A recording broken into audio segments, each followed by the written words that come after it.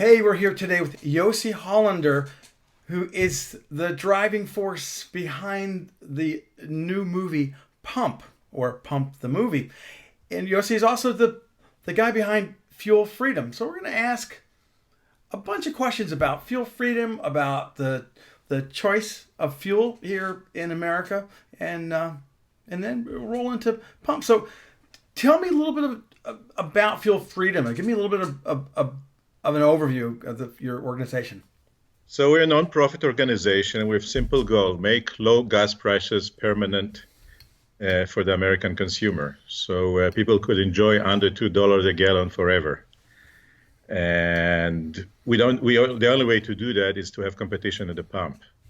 That is, we don't want to decide which fuel is the best for you. We're not telling you use this or not, but we want a lot of competition, like everywhere else, like in a supermarket. Yep.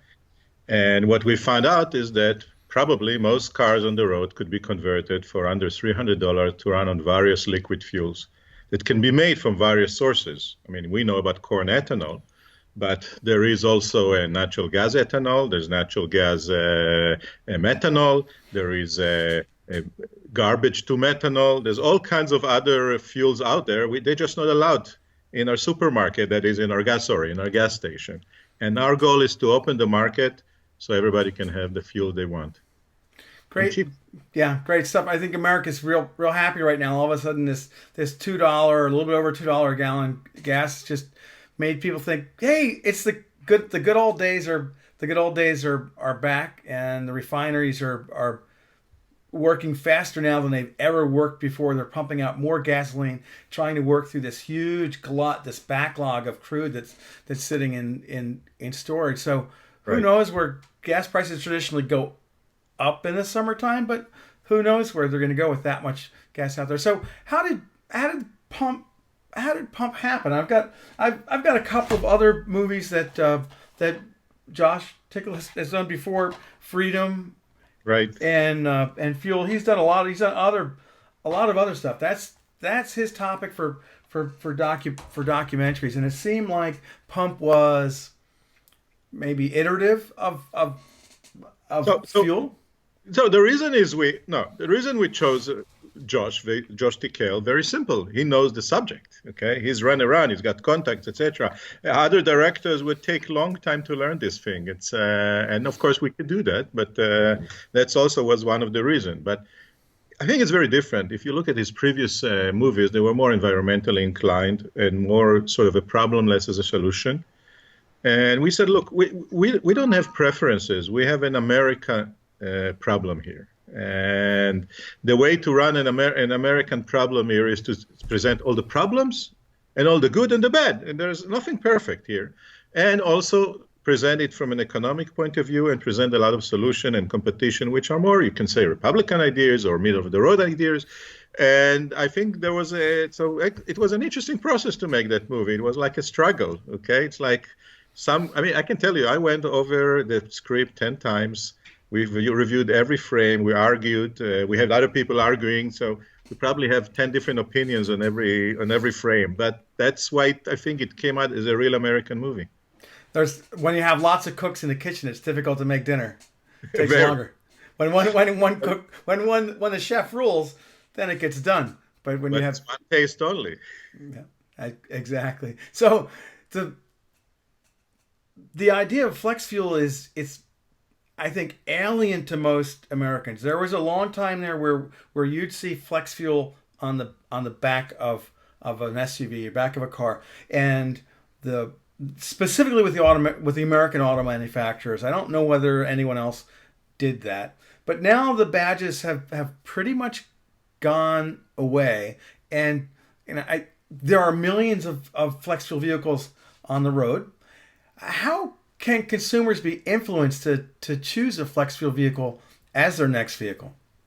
So first of all, there are 17 million now flex fuel cars on the road, and most of the people who own them don't even know what is it for, or don't even know that it is a flex fuel car. You can, by the way, tell very easily whether your car is a flex fuel. You just go online. There's a website. You put your VIN number, and then it will tell you if you're a flex fuel or not. So that's kind of interesting. Now, the issue I think about buying flex fuel is keeping your options open. They don't cost more these days. So they cost exactly the same. So the same, if you have a model of a flex fuel, I would suggest you buy one because you don't know. Right now, maybe you don't have a cheap station next to your house, but that station could open tomorrow, and then you'll have the option. And you wouldn't have to make any changes to your car to do that.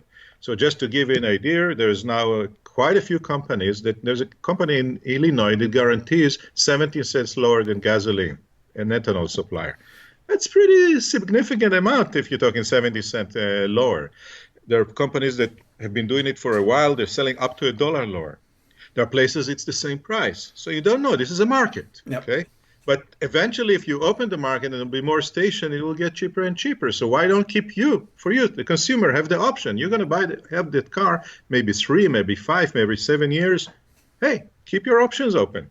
Who knows what new fuel will come in the future that you can put in?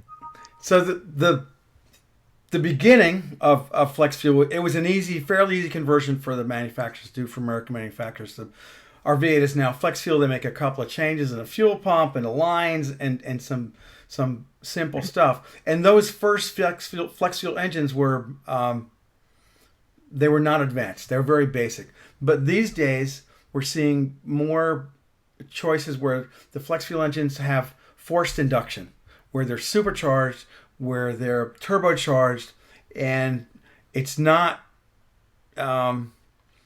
just inexpensive cars. It's Jaguars, it's Range Rovers, it's Audis, it's Mercedes Benz. But you know why? Do you know why? Well, cafe is part of it, but part of the reason why all the cars have it already built in them has to do with the economies of the world, economies of scale. So the car companies realize that they have to have a different engine for every part of the world. So in Europe, we have, for example, octane 87 to 91. In Europe, they have 95, 98. In Brazil, they want ethanol. In other places, they have MTBE. We don't have MTBE. So the fuel is so much different from different places, and they realize they can't build a separate engine for each market. So the same engine block is used worldwide, whether it's 100% ethanol, 0% ethanol, whether it's that octane and another octane, and everything else is controlled through the computer. So basically, all the cars are hidden flex fuel, but in many of the cars on the road, it's blocked in the computer. All you need to do is to change some setting in the computer, in some cars a little bit, in some cars more, and they can become flex fuel. So the big news that most car people don't get is that ethanol is an incredible fuel because it may not have as much energy content, but the octane level is through the roof. And when you have an engine that's forced induction and you can fiddle with things and you can tune it, you can get so much more horsepower and torque by tuning the engine for the octane of the fuel. In some forms of racing, it's become the go-to fuel because it's so much less expensive than conventional racing gas, and they burn through so much fuel on any given weekend that it makes a difference in how they can run their team. So I started shooting a piece on the use of ethanol in Formula Drift, the Pro Drift Series here in America. And as of early last year, 1/3 to 1/2 of the teams had converted without sponsorship, without the ethanol lobby saying, use E15 in NASCAR and we'll pay all this money. These grassroots racers were just switching all on their own. And you see that at the drag strip. You see it in dirt racing. Any place where money's tight, these guys are switching over. Look at there's also methanol, which is another alcohol fuel. Yep. So we show in the movie Pikes Peak Race, yep, where many of the drivers are using methanol. And you should hear what the price difference is. You have to go to see the movie for that. Yeah, it is a gigantic difference.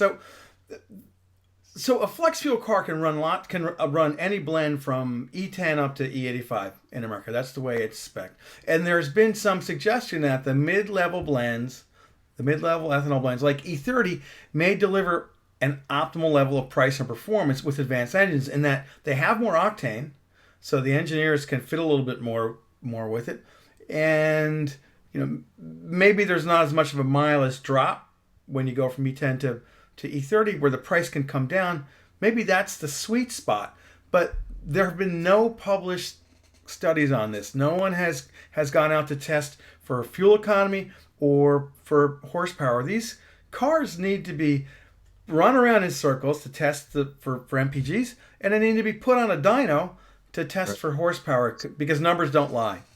So we have that. Okay, so we have our own labs and we're running a lot of tests, etc. And now what we're doing, we're also passing them what's called EPA certification. So we will actually, hopefully within a very short time, have official numbers from EPA on various changes that you can make to an engine. So converting a car to run on flex fuel, a car that was never marketed as a flex fuel, converted it to run on flex fuel, and then optimizing the engine as a second stage, and so how much more mileage we can get. I think the results are substantial, and we're talking about the 85 versus E10, the regular one. But of course, we don't mind any blend. We don't want to say this is the best blend. Maybe the best price performance is in a different car, it could be different. Yep. So, a lot of the drivers will find out, well, my car runs better with that mix, and another car runs better with another mix. That's fine. That's okay. People can play with that, and that's what we want. We want them to have the options to do that, to decide how much they want to mix, etc. But there's also a study done by a professor at MIT. And he said, look, all the cars built today are optimized to run on gasoline, and they can also run on high alcohol fuel. But all car manufacturers know that if high alcohol fuels were available today, are ubiquitous everywhere, they could design a car that will be optimized to run on alcohol fuel and run so-so on gasoline. In that case, they think they can double the efficiency of the car with technologies we're already using today in racing. So we know that technology-wise, we can actually double the mileage, get more mileage on ethanol and methanol than gasoline. Had we just had that, we knew that the car will only run on ethanol and methanol and not run on gasoline, for example, like in a race car. But the car, once that become ubiquitous, I think the car companies are very much willing to do that. They're actually said so, a few of them. If you look at Ford and Volkswagen, they both wrote to EPA and says, if you want us to meet the CAFE standards, we need higher octane. And they don't mind how much, 30, 50, 60, 85. The higher, the better. Says otherwise, they can't achieve the mileage that they want them to do with the current fuel. The real interesting about the Audi and Volkswagen is the Audi 2-liter turbo is called a flex fuel engine. But the Volkswagen engine, which is really pretty much the same thing, the VW people tell you different, or the Audi people tell you different. That one isn't. But converting isn't actually in Brazil, but the same car in Brazil with the same engine is flex fuel. Yeah. Surprise. It's just something else. So switching gears, this ethanol-free gasoline movement is really starting to catch on, and there are people behind it. Jay Leno came out a couple of weeks ago and saying, "Hey, we should have ethanol-free gasoline because," and all of a sudden ethanol was a bad thing. Where a couple of years ago he was touting how great it was because he had a car at SEMA that ran on ethanol, and SEMA, the Special Equipment Manufacturers Association, has come out with. They're on the wrong side of the lobby rather than being on the let's give people the choice at the pump. Let's let racers choose what they want. They're saying we should not make it, or we should remove that requirement, that ethanol, which is kind of crazy because now we're going backwards. So this week I'm starting to test ethanol-free gasoline, and I'm only one tank into it. But at this point, I'm tend to think that there really is no advantage for anyone with a late model vehicle to use ethanol-free gasoline because you're just going to pay a whole lot more and not get anything for it. But it's a choice. And say, well, I don't want to take. If somebody wants to run an ethanol-free, go ahead, run it. Yeah. Okay?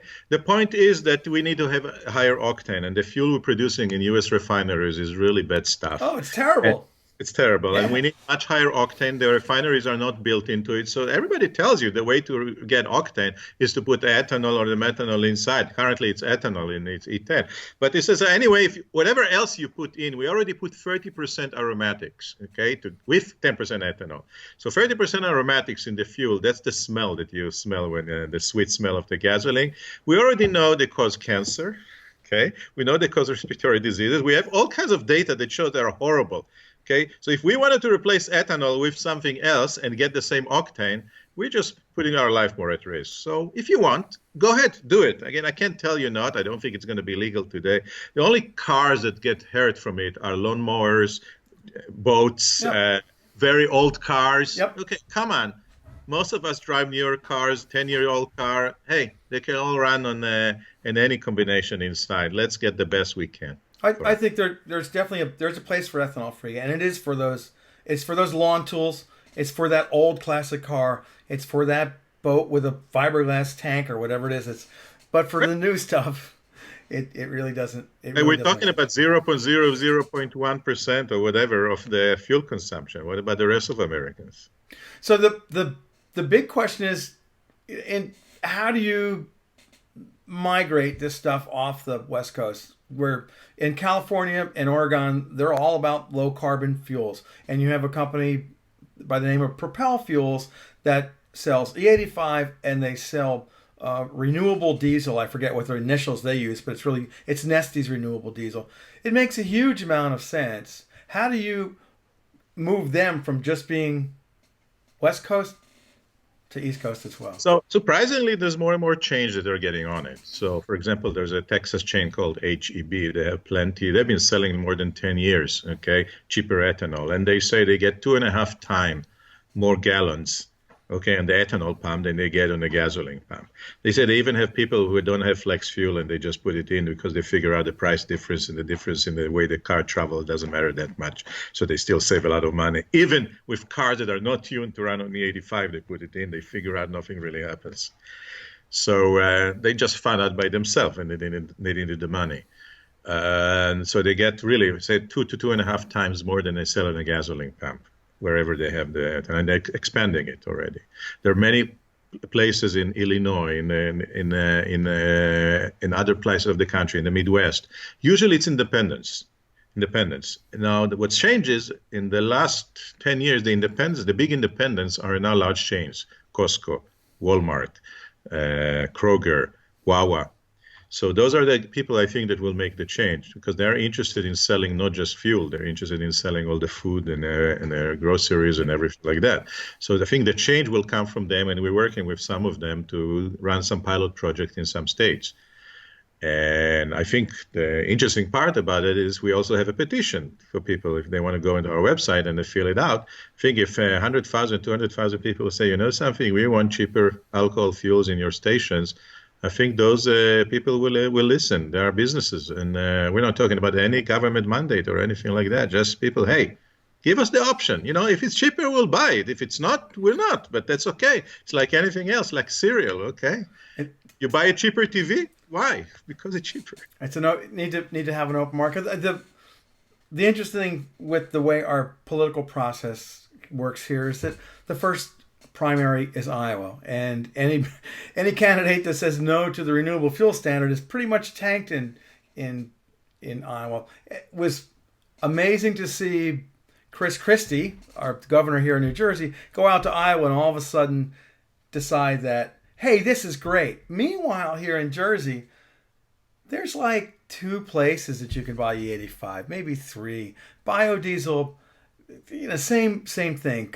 CNG commercial stations. When I get a CNG car to test, I test cars every week, and when I get a CNG car to test, like the Honda Civic, I've got to drive all the way up to the airport, to Newark Airport, to fill it up. There's one public station. So all of a sudden, he's all about alternative fuels, but meanwhile, here at home, it makes no sense. We have all these refineries here. All the ethanol comes in from out of state. You drive up the turnpike, and I don't drive up the turnpike much. I avoid it when I can. You see those tankers, those lines of tankers, and you see them. They're labeled with ethanol. The trains, the Bakken oil trains, come through my town with the scary crude in it. But what I don't understand is you can make ethanol anywhere. Why aren't you making it close to where the refineries are rather than shipping it in from across the country? And I think part of the interesting thing is you ask yourself, when the refineries own the distribution system, you're never going to see an ethanol pump in there. Yeah. So that's about 60% of the country. but 40% of the station are not refinery distribution system owned.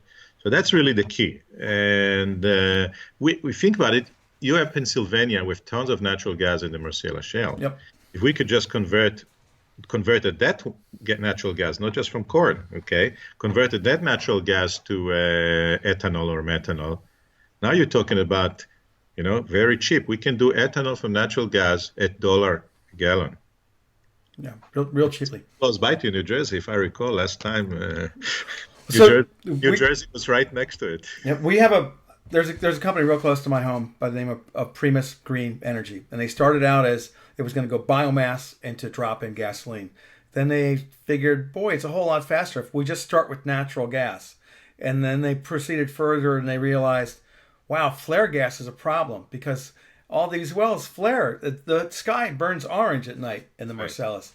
So they are working on these really small micro refineries. Like it'll come on a tractor trailer. It'll go right to where wonderful the wells are, and they're going to turn that into a 93 octane drop-in gasoline substitute. So there's so much change, but most Americans,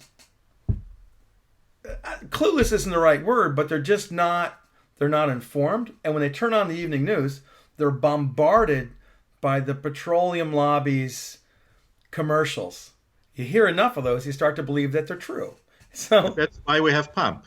Yeah. Okay. I think Pump shows you the story of oil. Okay. It takes you down for the history. Okay. Since it's always funded and how the monopoly actually cornered us into having oil-only solutions. But then we show you there's a lot of ways out. And we're not necessarily saying one or two, but there is a lot of options. Yep. And a lot of them can be open today more than they could probably 10 years ago. I think there's two big changes. One, the car could be modified. 15 years ago, Jay Leno was right. The cars had to go through much more changes, your own car. Now it's only software. So most of the car can be converted by software if it was legal, which is one of the things we're trying to do. The second thing is although we have corn, remember corn is still only 1 million barrels a day, about 5% of what we consume in the nation. We have tons of natural gas. Yep. And that's, I think, where the oil company interest started to diverge a little bit. That's kind of the interesting thing. If you're a very oily oil company with little gas in production, then you don't want any change. You want high oil prices. But if you produce a lot of gas and very little oil, you could use higher natural gas prices. So, and if you convert them to ethanol and methanol suddenly, and you put them in a transportation system, suddenly you put a lot of pressure on oil, and we can really be independent then, import nothing. Today, there's no way we can import nothing. We still import $300 billion a year. Yeah, it's just not nearly as much as it was, but still. And the stuff that comes from Canada is some of the dirtiest oil of all. It's, there's a rule that says the more expensive the oil, the more they open dirtier and the more expensive wells. Because the easy wells and the cheap wells and the cleaner wells have already been used. So a lot of new oil that is on the market will be shutting down right now, I think, because of that the cost, if the oil will remain for a long time, around 50. Yep. So what's the follow-up to Pump? Is it that you have the data that you can bring out? How do you get it? How do you get it to the people? How do you take it to the streets? So Pump was so far in like about 50, 60 theaters around the nation.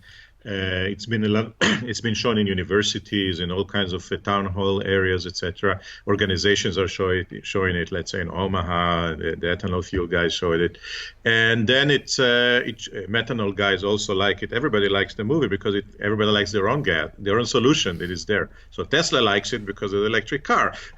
If it's we show everything, okay, what's out there. So people like to show the movie. It's also on iTunes. It's also on Amazon, and on the 15th, it's going on Netflix. On the 15th of this month, April. Okay. That's a tax day. On tax day.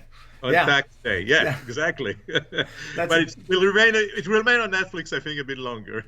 Well, and you know, much longer. Netflix just opens it up because the people that subscribe are always looking for something new to watch. Where before, when you were in the theaters, you were at the on the show circuit, and then you're selling per download. It restricts people, but when you're a Netflix subscriber, you're always looking for something new, and I think now's the time when you need to push and get the word out that this is out there. This is completely different. It's going to tell you things that you didn't realize were true. And then you have to set people up for the next piece. And I really think that performance is the way to go. When you can show people, wow, this truck from the factory gets this much more horsepower on E85 than it does on regular. Really?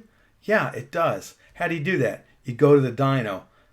I've already started doing that, but I need to, that's the stuff you need to show. You need to show dyno. You need to show at the drag strip, and like numbers don't lie. Do you want more horsepower? Just change your pump.